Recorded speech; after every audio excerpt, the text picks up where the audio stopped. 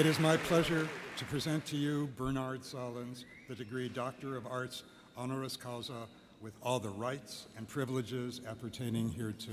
Would you translate that Latin, please? I don't know how. Thank you.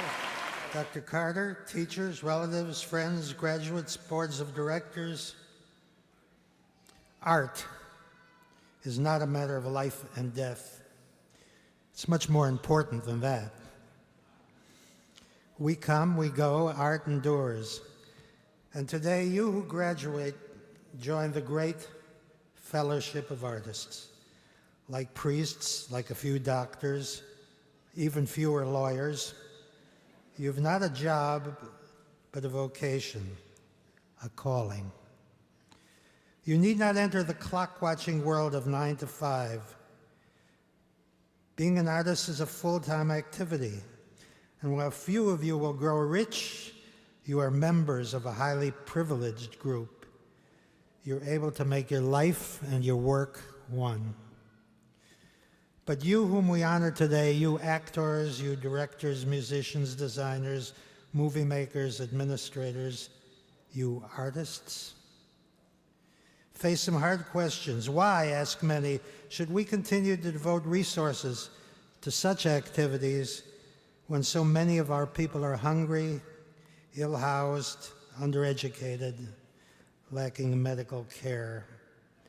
Way back in 1949, William Faulkner earned the Nobel Prize in Literature.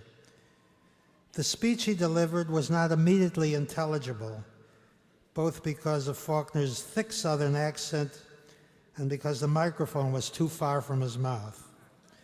Also, I suspect he brought along his own private stock of Kentucky bourbon. But when his speech was printed in the press the next day, it was immediately hailed as one of the most significant addresses ever delivered at a Nobel ceremony. I quote a small bit from the 600-word address. "Our tragedy today," said Faulkner, "is a general and universal fear." He goes on to say, and here's the important part, "It is the artist's privilege to help man endure by lifting his heart, by reminding him of the courage and the honor and the hope and the pride and the compassion and the pity and the sacrifice which have been the glory of his past. The artist's voice can help man to endure and prevail."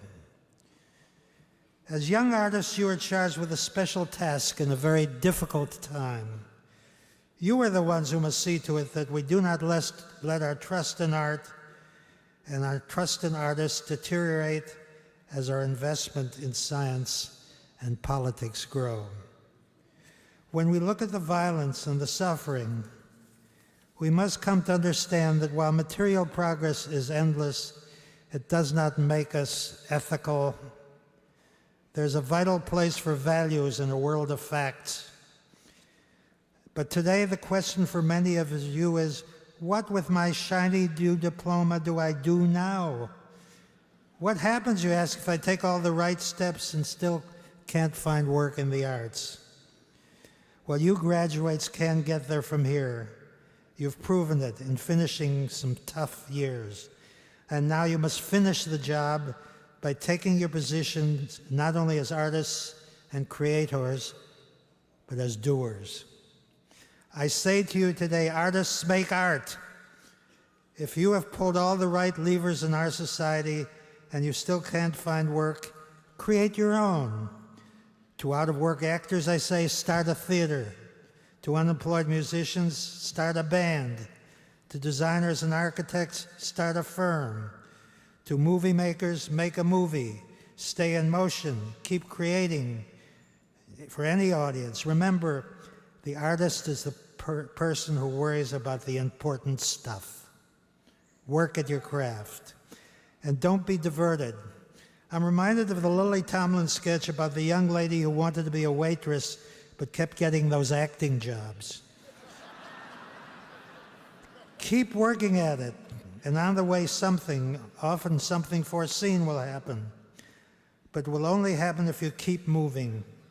It is by functioning as an artist that you serve your calling, not to grow rich, but to bring to art the world's respect, and to yourself, the artist, self-respect. Finally, graduates, today is not the day you stop learning. May you never reach such a day. To that end, I close by telling you a story whose message has guided and comforted me for many years. Let me set the scene. The place is a prison in Athens in the 4th century BC. Socrates, having been sentenced to death, is awaiting execution the very next day. A prisoner in an adjacent cell is singing a song that Socrates finds hauntingly beautiful. "What a glorious song," said Socrates. "Would you teach it to me?" "But Socrates," said the singer, "you are going to die tomorrow." "Yes," said Socrates, "but I want to learn more before I die."